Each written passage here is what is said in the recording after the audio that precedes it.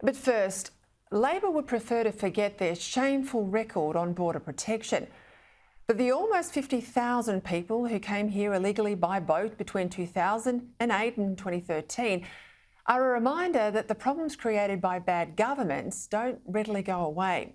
Remember how Kevin Rudd promised pre-election in 2007 that he'd turn the boats around before he scrapped offshore processing and temporary protection visas, with the result that nearly 1,000 illegal boats turned up here in Australia and horrifically more than 1,000 people died at sea as the people smuggling trade was revived. Again, before this election, Anthony Albanese said that Labor would be tough on borders, although he kept stumbling over whether Labor would or would not keep temporary protection visas.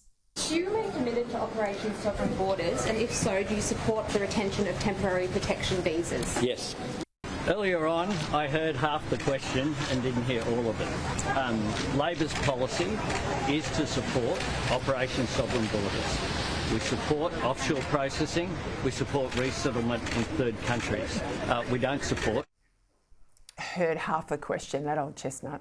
Well, to be fair, the government passed its first border protection test with several boatloads of would-be immigrants sent back to Sri Lanka in the days after the May election. But Labor can't help itself. When its national security instincts clash with its humanitarian ones, the bleeding heart almost always wins. We saw this, of course, with the Biloela family, allowed to stay permanently by the Prime Minister after a media campaign backed by activist lawyers who thwarted every attempt, even High Court decisions, that declared they were not refugees to send them back to Sri Lanka.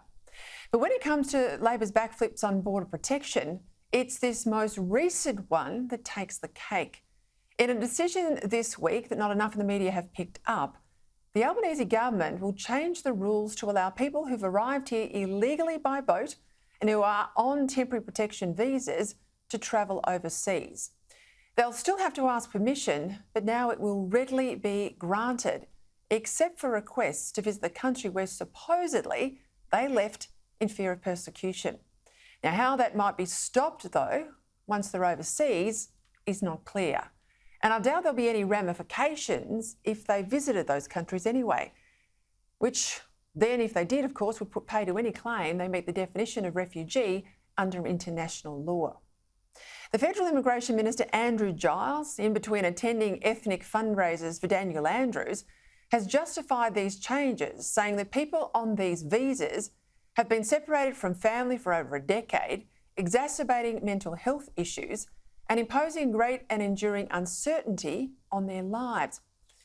Now, I get that people can't be in limbo forever, but people who paid people smugglers to come here illegally, claiming to be persecuted and haven't been found to be refugees, shouldn't expect to stay in Australia forever just by wearing down our officials and morally blackmailing the public. The fact that there are still tens of thousands of these clients of people smugglers here from the days of Rudd and Gillard, well, that says it all. They haven't been found to be refugees, or after a decade, their case is still being appealed through our legal system. But in any event, they are refusing to return to their home country. And now the Labor Minister will enable them to travel overseas to visit their family and then back into Australia again when they broke our migration laws to get here and they still don't meet the normal tests to stay permanently. Around the world, there are millions of refugees living in abject poverty in camps, desperate for a new life in a place like Australia, willing to come right away but unable to get here because they can't afford to pay the people smugglers and they've been beaten to it. In the Howard government and the Abbott government, the policies were tough but fair and they stopped the boats. And every time we see a departure by any government from these policies, that just emboldens people smugglers and their clients to think they've got a chance. Twice, Labor government policy has started a wave of illegal boats. Twice, Liberal governments have had to stop it. This latest policy from Andrew Giles and the Prime Minister is just the start.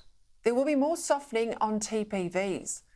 I just hope the coalition moves swiftly in the Senate to try and disallow this regulation change, because unless something changes, Labor's headed to make the same border protection mistakes a third time.